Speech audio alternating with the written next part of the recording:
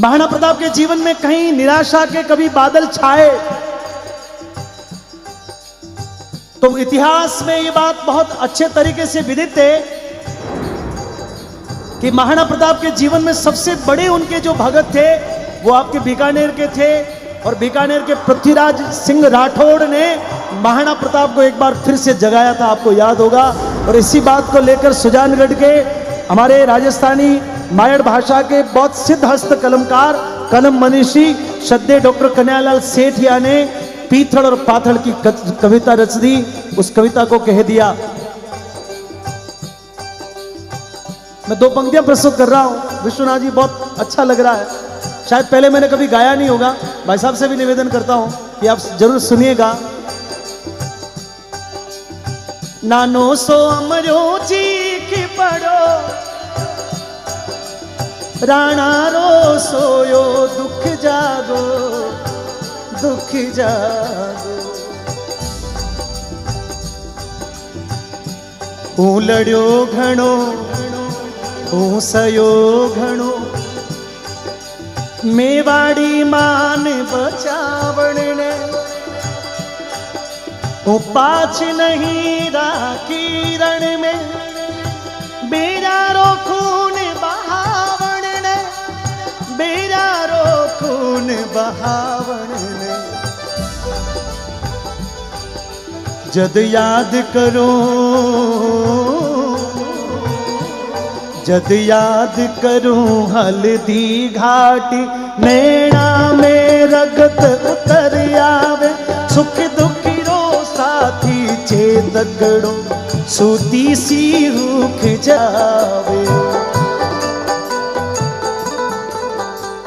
चंद कोशिशों के बाद में महाराणा प्रताप को डॉक्टर साहब उनको हार का सामना करना पड़ा, क्योंकि एक जीवन की लड़ाई थी नहीं, तीन तीन पीढ़ियां खप गई थी। इस देश में पहला मुगल बाबर था, बाबर के बाद हुमायूं, हुमायूं के बाद अकबर, और मेवाड़ के राजवंश में महाराणा कुंभा, उससे पहले बप्पा रावल, फिर महाराणा कुंभा, और महाराणा कुंभा के बाद महाराणा सांगा, महाराणा सांगा के बाद महाराणा उदय सिंह, और उदय सिंह से होते हुए ये उधर अकबर और इधर महाराणा प्रताप तक ये कहानी लड़ी। और हजारों लाखों लोग वीरगति को प्राप्त हो गए, कई सुहाग उजड़ गए। मां के पुरसी हुई थालियां बेटा ने जीवन वास्ते थालियां पुरसी रह गई, बेटा वीरगति ने प्राप्त हो गया। समाचार आयो कि आपको बेटो दुनिया में ना रहे हो।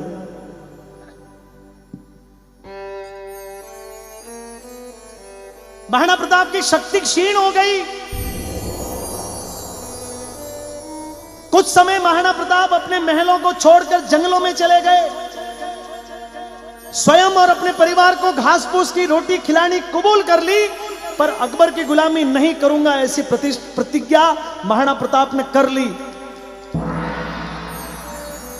लेकिन बहुत समय तक जब परिवार को बिलबिलाता देखा, जब भूख से तड़पता देखा, तो महाराणा प्रताप के बहुत जो हितैषी, जो उस समय के उनके जो समझदार लोग थे, उनके साथ में बैठ के चर्चा हुई कि आखिर में क्या करें।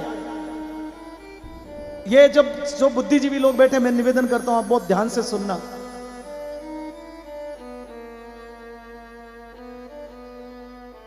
तो बहुत समझ से ये फैसला हुआ कि एक बार दुश्मन को रोकना आवश्यक है, क्योंकि दुश्मन कुछ समय के लिए रुकेगा तो हम अपनी शक्ति को बढ़ाएंगे, और दुश्मन कुछ समय के लिए रुके कैसे, इसका जत्न करना चाहिए। क्योंकि युद्ध से तो हमने देख लिया, तो उसका जत्न क्या करें। तो बड़ी चतुराई से एक निर्णय हुआ कि क्यों नहीं एक पत्र अकबर को लिख दिया जाए। अकबर उस पत्र के मध्य में कुछ समय के लिए राजी हो जाएगा, रुक जाएगा, और कुछ समय में हम अपनी शक्ति को फिर से एक बार पुनर्स्थापित कर देंगे और फिर अथक रूप से अकबर से लड़ेंगे। पत्र गया दिल्ली। अकबर ने जब वो पत्र पढ़ा, और उससे पहले महाराणा प्रताप को जब ये कहा गया, तो महाराणा प्रताप इस बात के लिए तैयार नहीं हुए। देखिए, दो पंक्तियां प्रस्तुत कर रहा हूं। महाराणा प्रताप के मन में आया कि हजारों लोगों का लहू बहा, चेतक का बलिदान हुआ, जयमल, पत्ता, भामाशाह जैसे लोगों का इस देश पर ऋण है, झाला मान सिंह जैसे लोगों ने इस देश के लिए सरेआम मेरा रूप धारण करके स्वयं को कटवाना मंजूर कर लिया। ऐसे लोगों की शहादत पर प्रताप ये काम कभी नहीं करेगा। और दो पंक्तियां डॉक्टर कन्हैयालाल सेठिया ने लिखी, मैं आपको सुना रहा हूं, सुनिएगा। पण लिखूं किया जद देखे है, आडावल हूं चोहियो लिया।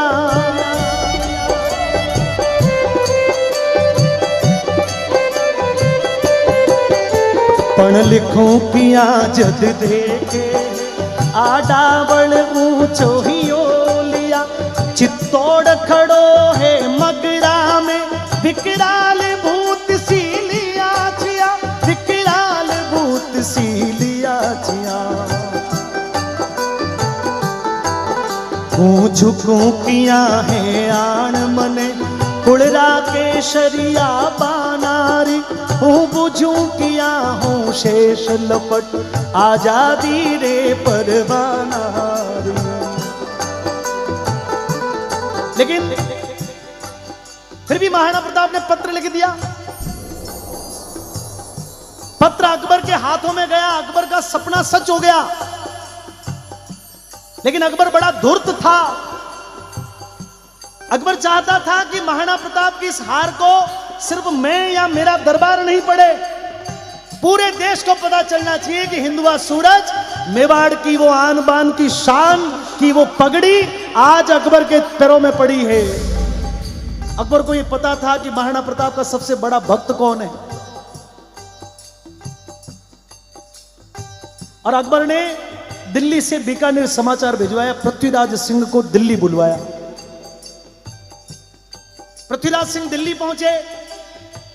भरी कचेरी में वो कागज महाराणा प्रताप का पृथ्वीराज सिंह के हाथ में दे के अकबर बोला, मर डूब चलू भर पानी में, झूठा ही गाल बजावे हो।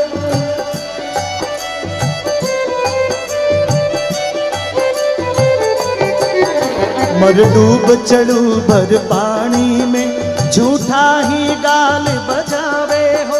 प्रण टूट गयो वीराणे को, तू भाट बना बिड़दावे हो, तू भाट बना बिड़दावे हो। मैं आज बादशाह धरती को, मेवाड़ी पाग पगा में है। अब बता मने किण रजवट रे, रजपूती खून रगा में है। अकबर बोला कि तू चिल्लू भर पानी में डूब के मर जा, 2400 घंटे भाट बन के जिनकी वृद्धावली गाया करता था, आज वो महाराणा की पाग मेरे कदमों में पड़ी। अब मैं देखता हूं कि तू अपनी मूंछों के बट कैसे लगाता है। मित्रों, देशभक्ति क्या होती है उसका सबसे बड़ा उदाहरण है, पृथ्वीराज को पता था कि ये घटना हो गई है, लेकिन इस घटना को मैं सीधा कैसे करूं, क्योंकि इस घटना में यदि मेरी भूमिका नहीं रही तो इतिहास में कलंक में मेरा भी नाम सबसे ऊपर लिखा जाएगा। तत्काल संभले,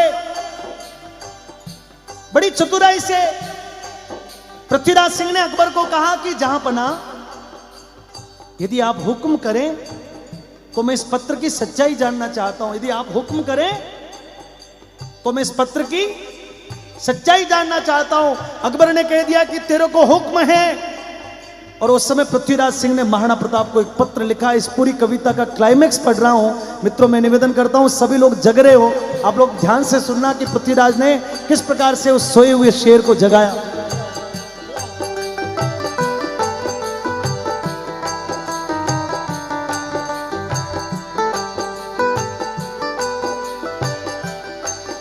मैं आज सुनी है नाहरियो, साड़िया के सागे सोवेलो।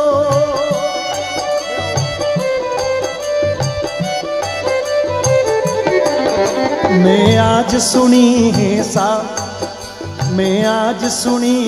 नाहरियो, साड़िया के सागे सोवेलो। मैं आज सुनी है सूरजड़ो, बादल की ओटा खोवेलो। मैं आज सुनी है चातकड़ो, धरती को पानी पीवे लो, मैं आज सुनी है हाथीड़ो, कुकर री जूणा जीवे लो। लिखा कि मैंने सुना है कि जंगल का राजा शेर अब बकरियों के साथ में रहना शुरू कर देगा। मैंने सुना है कि चमकता दमकता सूर्य सदा के लिए बादलों की ओट में खो जाएगा। मैंने सुना है कि जिस चातक की चोंच धरती पर पड़े पानी पीने जैसी बनी ही नहीं, वो चातक भी धरती का पानी पीना शुरू कर देगा। और मैंने सुना है कि मदमस्त हाथी अब कुत्ते सी जिंदगी व्यतीत करेगा। उससे भी आगे बड़ा गजब लिख दिया, कहा मैं आज सुनी है थारे तका, अब रांड हो गई रजपूती।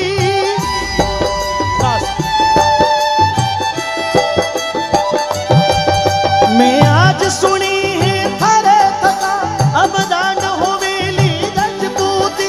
मैं आज सुनी है म्याना में तलवार रवेली अब सूती। मैंने सुना है कि आपके होते हुए रजपूती विधवा हो जाएगी। दुश्मन की छाती का संहार करने वाली तलवार अब सदा के लिए म्यान में विश्राम करेगी। ये बात कहां तक मानो।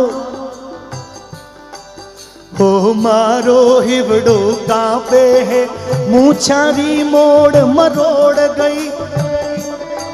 पीथल राणा ने लिख भेजो, आ बात कथा तक गिना सही।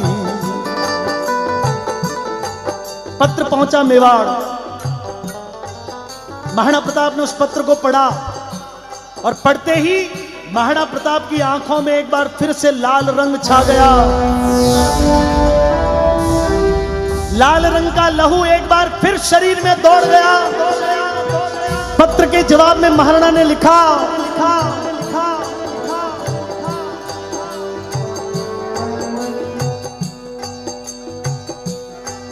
पीथल के खिमता बादल री, जो रोके सूर्य उगाड़ी ने।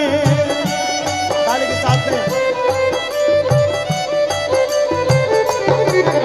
पीथल के खिमता बादल री, जो रोके सूर्य उगाड़ी ने। सिंघारी हाथड़ सहले वे, बाकूक मिली कद स्याली ने। बाकूक मिली कद स्याली ने। धरती को पानी पीवेसी, चातक की चोंच बनी कोनी। कुकर री जूणा जीवेसी, हाथी की बात सुनी कोनी। राखो थी मूछा ऐठोड़ी, लोहीरी नदी बहा दूला। भारत माता की। राखो थे मूछा ऐठोड़ी, लोहीरी नदी बहा दूला। हूँ अथ कलड़ूला अकबर सू, उजड़ियो मेवाड़ बसा दूला। रजपूतन रोजायो हूँ, रजपूती कर्ज चुकाऊला।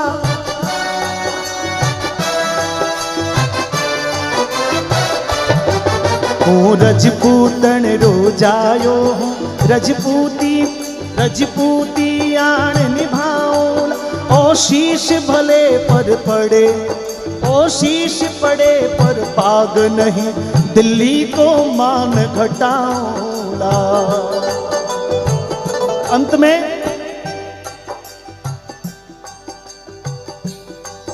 जदराणा, समझ में आया तो तालियां उठा देना, अभी नहीं, पहले सुन लो। जदराणा रो संदेश गयो, पीथल री छाती दूनी ही। जदराणा रो संदेश गयो, पीथल री छाती दूनी ही। जदराणा रो संदेश गयो, पीथल री छाती दूनी ही। हिंदवाणो सूरज चमके हो, अकबर री दुनिया सुनी। अकबर री दुनिया सुनी। अकबर री दुनिया सुनी, अकबर री दुनिया। बस यही मेरा निवेदन।